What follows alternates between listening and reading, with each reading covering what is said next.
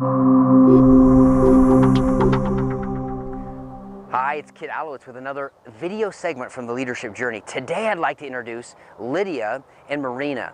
They're going to be talking about the most important principles that we need to work cross-functionally amongst different departments. We tend to create, as organizations, silos between the different departments, and to get to institutionalization, you've got to break down those silos. Lydia and Marina are going to talk about it. Take it away. Hi, Marina. Hey, Lydia. So Kit sent us an email asking us to prepare a short video for the summit homework from October 2020 to May 2021. Did he ask again if you are game? Yes, he did. You game, question mark, question mark, question mark. Dang. You didn't get out of it? Nope. Oh, I guess me neither. So he gave us the topic, the most important principles needed to work effectively with other departments. So are you game? I am game. How about you? I'm good. Let's do this. So it's interesting, right? We have so many principles.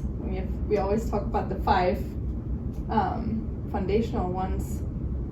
Which one would you pick as the most important one?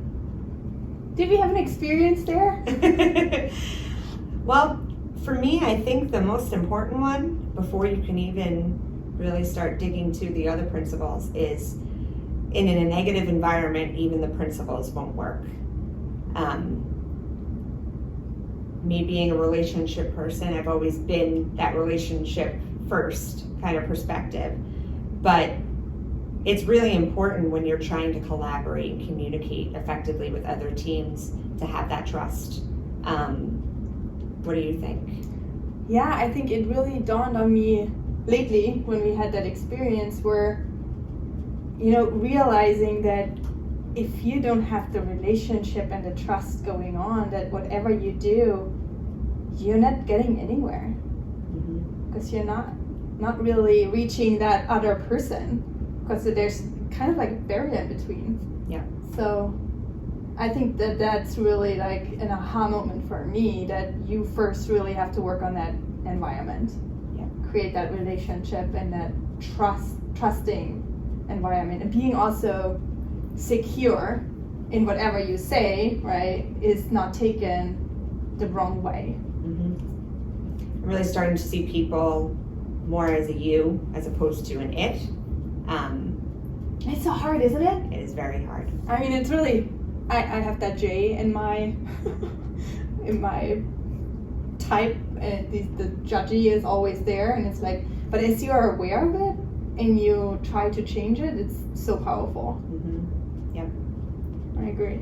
All right, so we start with that negative environment. We build those relationships. We establish that trust, kind of like we're building a house, right? We don't want to build it on sand. We want cinder blocks, cement, footings.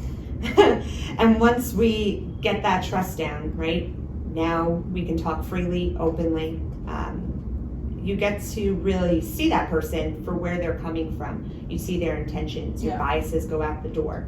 You know where they're coming from. I think now, right then and there, it's really important that we clarify where we are coming from, and seeking to understand where the others are coming from too, right? So that's that kind of, exploration phase where I want to understand, because obviously there's a reason why people are reacting the way they react, and seeking to understand that. I think that's then just key. Yep.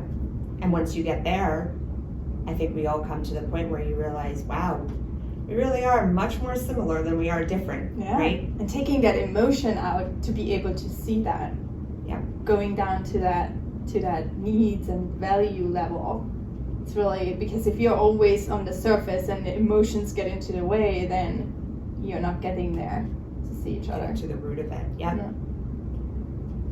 Because once people, so we have that trust, we have that foundation, we see each other similar against being different, I feel like that's when people can be vulnerable.